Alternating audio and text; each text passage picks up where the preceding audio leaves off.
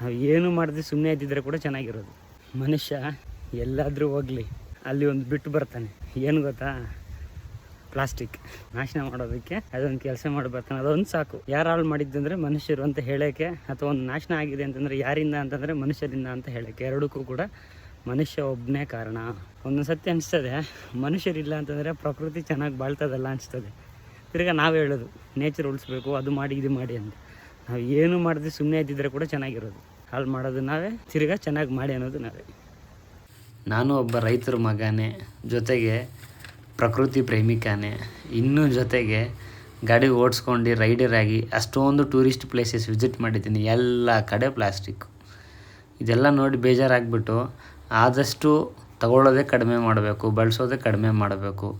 ಅಥವಾ ತಗೊಬಂದ್ವಾ ಅದನ್ನ ನೀಟಾಗಿ ಎತ್ತಿಟ್ಟು ಗಲೀಜು ಮಾಡದೆ ಬಿಸಾಕದೆ, ಆದರೆ ಅದನ್ನ ರೀಸೈಕಲ್ ಮಾಡೋಕ್ಕೆ ಪ್ರಯತ್ನ ಮಾಡಬೇಕು. ಅದಕ್ಕೇನು ದೊಡ್ಡ ಕಂಪ್ನಿ ಬೇಕಾಗಿಲ್ಲ. ಆದಷ್ಟು ಸೆಕೆಂಡ್ ಯೂಸ್ ಮಾಡೋದಕ್ಕೆ, ಥರ್ಡ್ ಟೈಮ್ ಯೂಸ್ ಮಾಡೋದಕ್ಕೆ, ಅದು ಅರ್ಧೋಗೋ ಗಂಟ ಆದರೆ ಪೂರ್ತಿ ಹಾಳಾಗೋ ಗಂಟ ಯೂಸ್ ಮಾಡಬೇಕು ಅನ್ನೋ ತೀರ್ಮಾನಕ್ಕೆ ಬಂದೆ. ನಾನು ಬೈ ಚಾನ್ಸ್ ವಿಧಿ ಇಲ್ಲದೆ ತಂದಿರೋ ಪ್ಲಾಸ್ಟಿಕ್ ಕವರ್ಸ್ನೆಲ್ಲ ತುಂಬ ನೀಟಾಗಿ ಎತ್ತಿಟ್ಟಿರ್ತೀನಿ.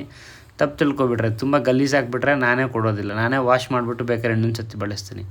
ಅಂಥದ್ದನ್ನ ತುಂಬ ನೀಟಾಗಿರೋವು, ಹೊಸದಾಗಿರೋವು ಮಾತ್ರ ತಗೊಂಡು ತಿರ್ಗಾ ಎಲ್ಲೋ ಒಂದು ತರಕಾರಿ ಅಂಗಡಿಗೋ ಅಥವಾ ಯಾರಾದ್ರು ವೆಂಡರ್ಸ್ ಸಿಕ್ಕಿದ್ರೆ ನಾನು ರೆಗ್ಯುಲರಾಗಿ ಪರ್ಚೇಸ್ ಮಾಡೋ ಅಂಥವ್ರಿಗೆ ವಾಪಸ್ ಕೊಡ್ತೀನಿ. ಅದನ್ನ ಅವರು ಬೇಕಾದ್ರೆ ಯೂಸ್ ಮಾಡ್ಬೋದು. ತಿರ್ಗಾ ಹೇಳ್ತಿದ್ದೀನಿ, ನಾನು ತುಂಬ ಗಲೀಜಾಗಿರೋವು, ಕೆಟ್ಟೋಗಿರೋವೆಲ್ಲ ಕೊಡೋದಿಲ್ಲ.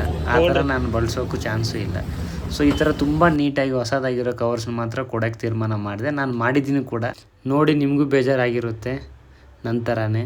ಅದಕ್ಕೆ ನಮ್ಮ ಪ್ರಯತ್ನವಾಗಿ ನಾವು ಮಾಡುವ ಅಂತ, ನಮ್ಮ ಜೊತೆಗೆ ನೀವು ಇರ್ತೀರಾ ಅಂತ ನಂಬ್ತಾ ಸಮಸ್ತ ನಾಡನ್ನು ಉಳಿಸುವ ಪ್ರಯತ್ನ. ಧನ್ಯವಾದ.